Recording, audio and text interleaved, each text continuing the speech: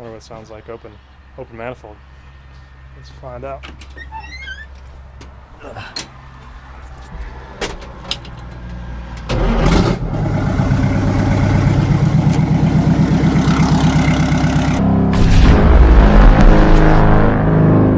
Alright guys, so now we're at day 2 on the Kenworth 1960 Kenworth.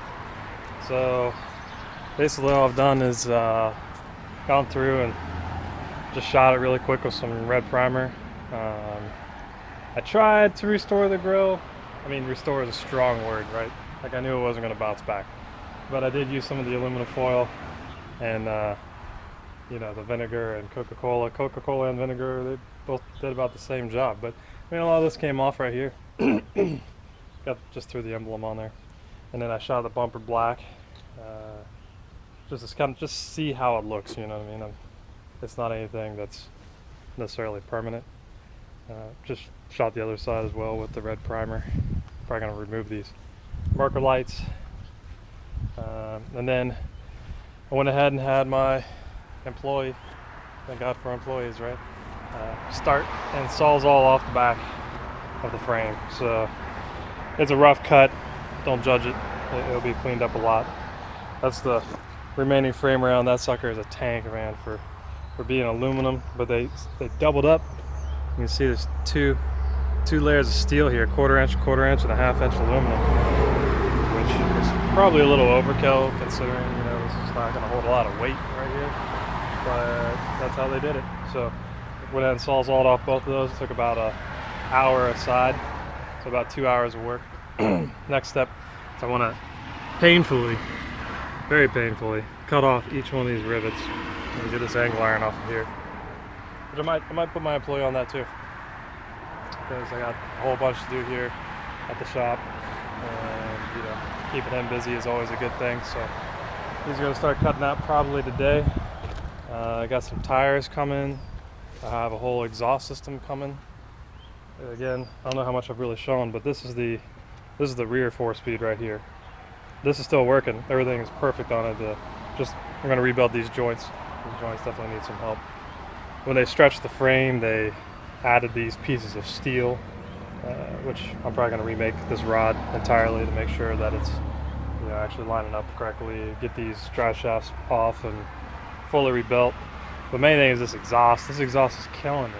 It's just killing me with this frame and this muffler system going on. It just doesn't look right. So I'm super excited to actually get that off and put on 2 straight pipes. So they're going to be 6-inch straight pipes, flat top, 96-inch, and go through here, keep it all 6-inch, reduce it down to 5, and then to 4.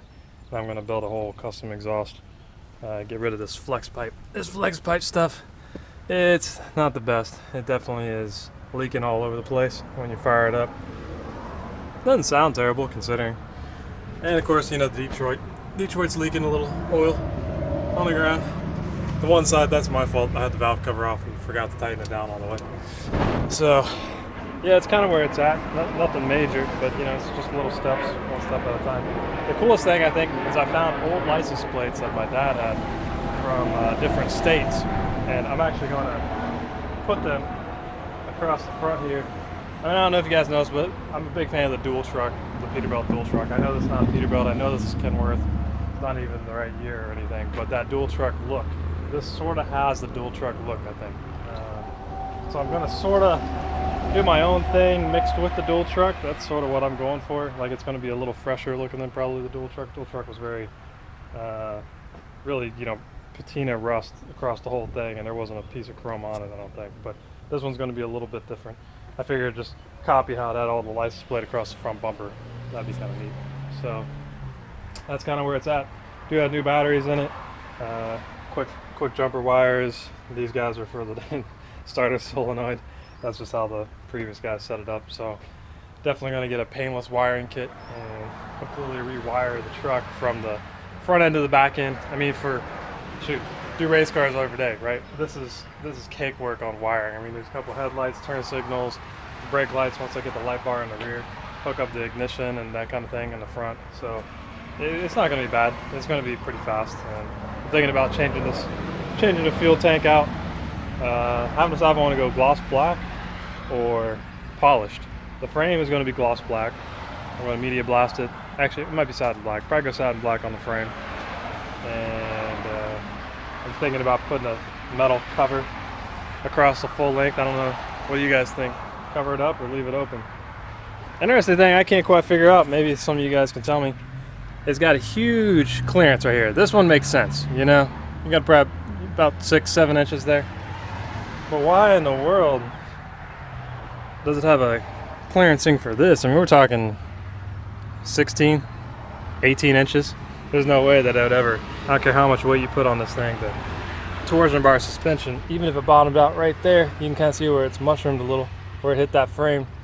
That's only, you know, 4.5 inches maybe. So why in the world do they have to have this big clearance right there? That's the only thing I don't understand.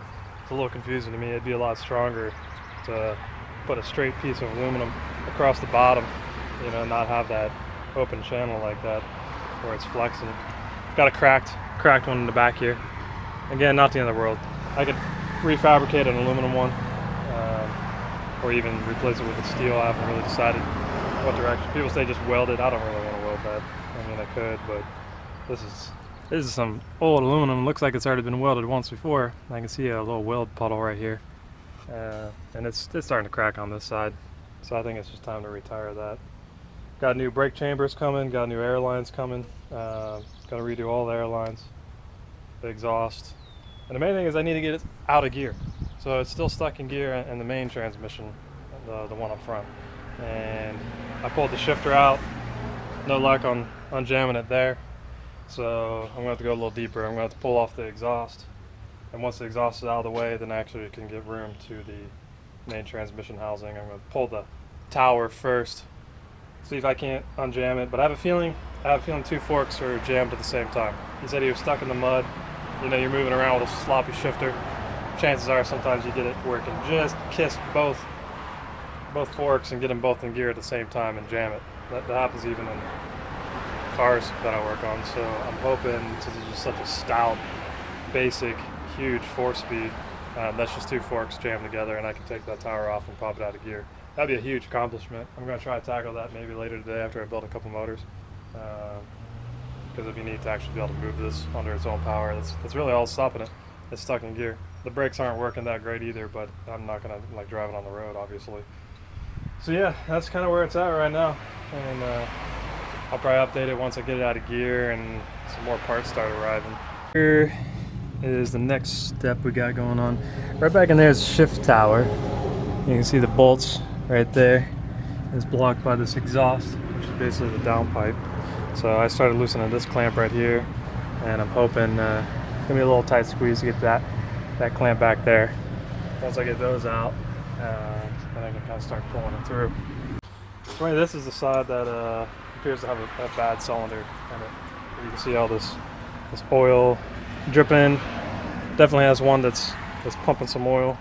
So I'm going to be taking off this V-band, and of course I got to redo the whole exhaust anyway, so I'll take that off too.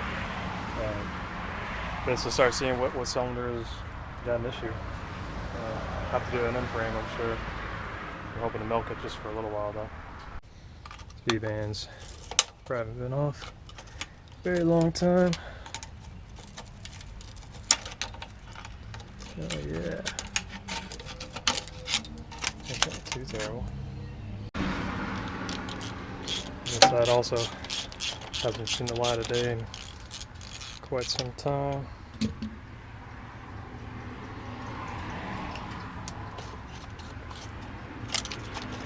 I can say one thing for sure.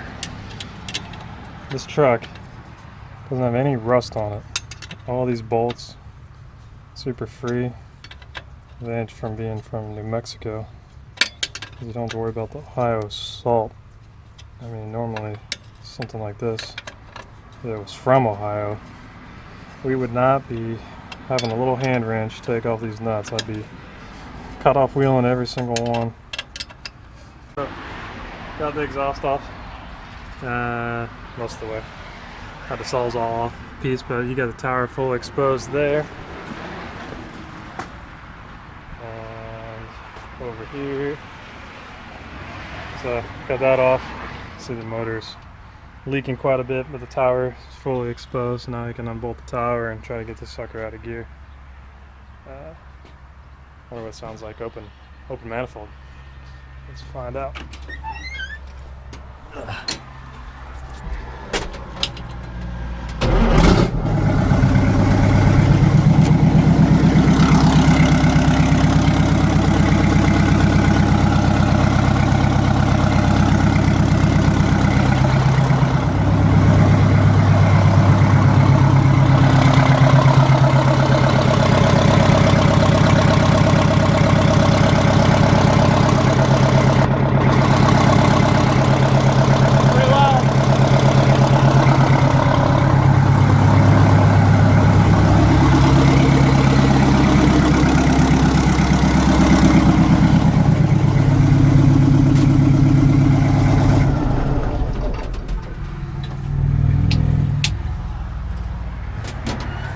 Yeah, it's loud. I think with the straight pipes on there, it'll sound pretty good.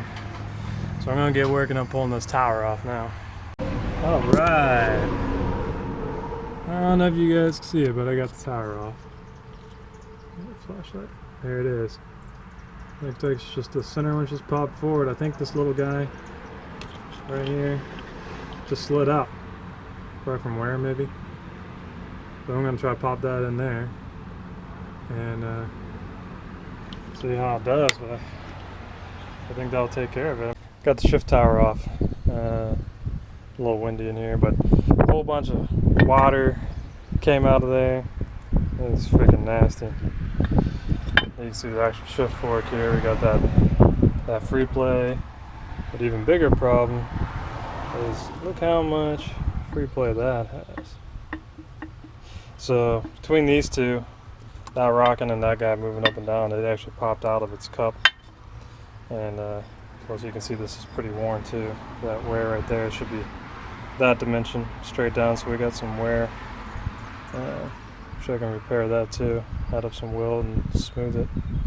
So yeah, we're gonna get to trying to rebuild this as well. Probably try to rebush that, go oversize and then put in a bushing. And see what else we can do on it. Well, it's a little darker now, but I was able to push the fork right back. So apparently the actuator it has a little bit of slop in it. I mean, it's a little actuator arm, you guys saw that. It moves around a decent amount. So I think in the hurry of driving fast, you know, had a little bit of play and was able to skip out of its little cup down in there and hang out. So, you know, one fork was just shoved forward and the actual actuation of the arm was just popped out of it. So realigned everything, put it all back together. So now we're gonna try it out, but I think it's fixed. I mean, I'm gonna get it, probably take that fully apart and off the truck again and re-sleeve, you know, put a new bushing in it and re-sleeve it so that arm is tight. And I'm probably gonna re-weld, build up some material on the bottom of the actuation arm. It's a little worn, so I'll build that back up and smooth it to the exact dimension, and that should take all the play out of the shifter. And then I just got to find a new bushing for the actual shift ball itself, but other than that I think it's going to be pretty tight when I'm done with it. So I'm pretty excited. That's a huge first step.